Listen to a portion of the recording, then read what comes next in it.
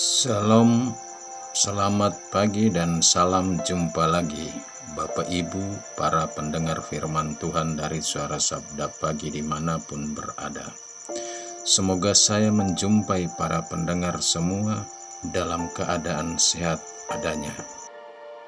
Sebelum kita mendengar dan merenungkan firman Tuhan, mari kita mengawalinya dengan sama-sama berdoa. Dalam nama Bapa dan Putra dan Roh Kudus. Amin. Allah Bapa, sumber kebenaran, Engkau telah menjanjikan Roh Kudus kepada kami. Bukalah hati kami untuk menantikan kehadiran Roh-Mu dengan penuh sukacita. Semoga Roh Kudus yang Engkau utus memampukan kami untuk berani bersaksi tentang kebenaran kebangkitan Putra-Mu Tuhan kami Yesus Kristus yang hidup dan berkuasa kini dan sepanjang masa. Amin.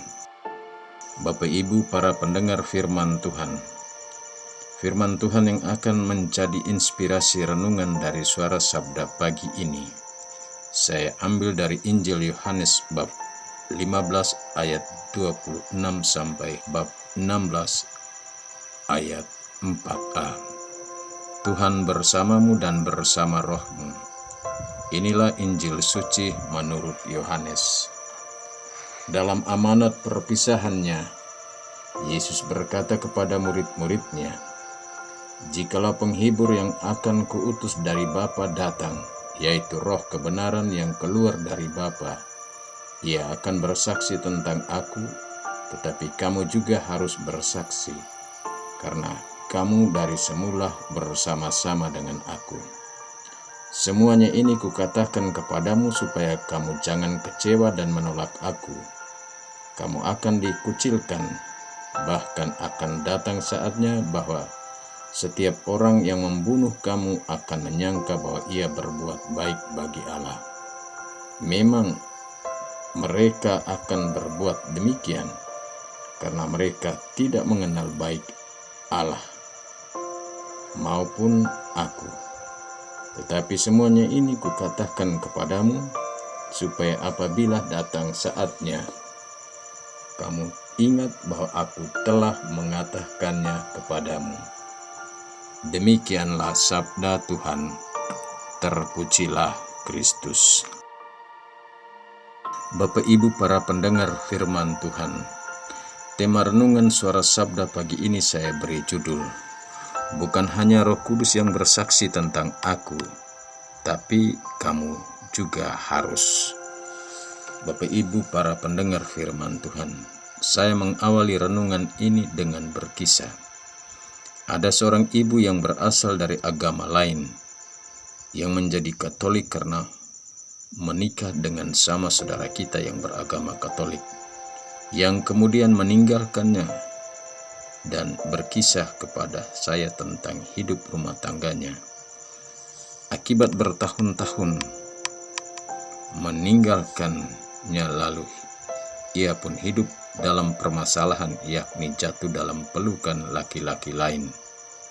Sebagai orang yang tidak tahu banyak tentang bagaimana ajaran agama Katolik dan inti iman Katolik, terutama dalam kaitan dengan hakikat perkawinan Katolik, ia menyangka bahwa sesudah ditinggalkan suaminya yang telah menikahinya dan membawa dia menjadi Katolik, ia pun boleh menikah lagi dengan laki-laki lain yang mencintainya.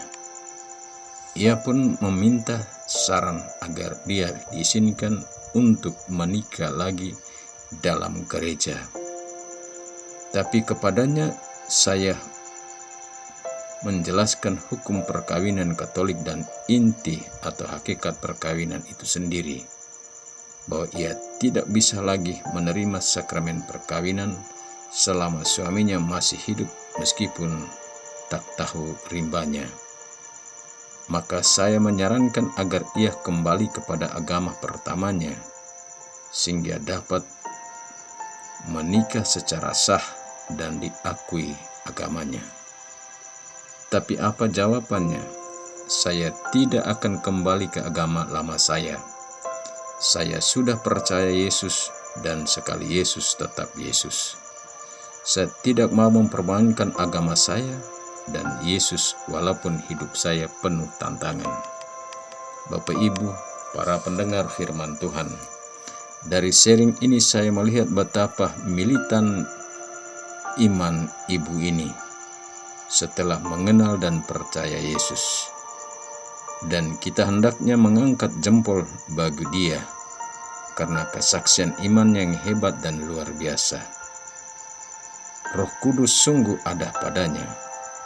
Bapak Ibu, saudara-saudari, para pendengar firman Tuhan dimanapun berada.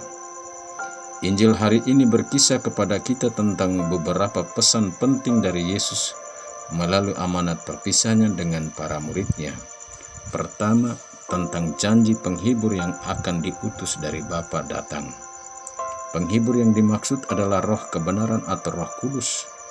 Dan roh kebenaran itu akan bersaksi tentang aku. Demikian kata Yesus kepada para muridnya.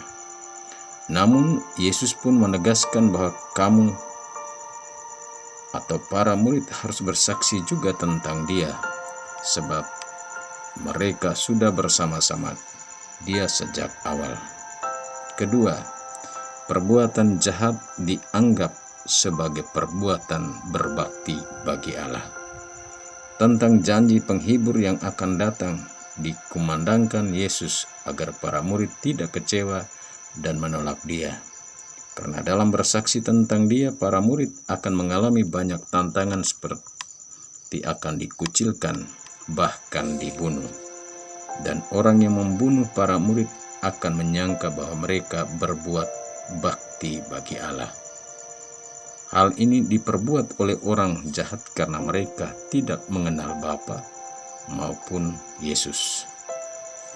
Mengapa Yesus menyampaikan lebih awal hal itu kepada para murid?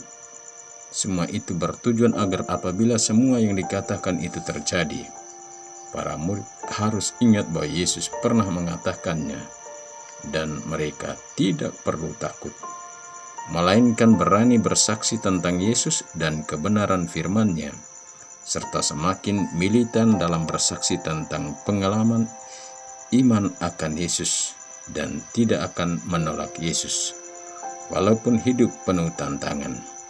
Sebagaimana seorang ibu dalam cerita awal yang mengenal dan percaya kepada Yesus sesudah dewasa karena pernikahan dan banyak mengalami tantangan dalam hidup, namun tidak pernah menjadi kecewa dalam menjadi orang Katolik dan menolak Yesus. Bapak Ibu, para pendengar firman Tuhan, dengan berkata bahwa saya tidak akan mempermainkan agama saya yang sudah saya peluk dan Yesus yang sudah saya percaya. Sekali Yesus, tetap Yesus. Sesungguhnya ia telah bersaksi tentang Yesus sebagaimana yang diimani dan yang diminta oleh Yesus kepada para muridnya. Kamu juga harus bersaksi tentang aku karena kamu dari semula bersama-sama dengan aku. Semoga pesan Yesus untuk bersaksi tentang dia kepada para murid juga menjadi pesan yang tetap aktual dan relevan bagi kita dan membuat kita tidak kecewa dan menolak dia meskipun hidup penuh tantangan. Amin. Marilah berdoa. Allah Bapa yang Maha Kuasa dan Kekal, kami bersyukur atas sabda-Mu yang telah kami dengar dan renungkan, serta mendorong kami berani bersaksi tentang Yesus dan kebenaran firman-Nya, sebab Dialah Tuhan dan pengantara kami. Amin. Mari mohon berkat Tuhan. Tuhan bersamamu dan bersama rohmu, kita sekalian, semua orang yang kita doakan dan yang kita janjikan doa, perjalanan kita ke tempat kerja, orang-orang yang kita jumpai di perjalanan, orang-orang yang bekerja bersama kita di tempat kerja, orang yang bekerja di rumah-rumah, serta hidup dan karya sepanjang hari ini, dilindungi, dibimbing, dan diberkati oleh Allah yang Maha Kuasa, Bapa dan Putra dan Roh Kudus. Amin. Selamat pagi, selamat beraktivitas, Tuhan memberkati.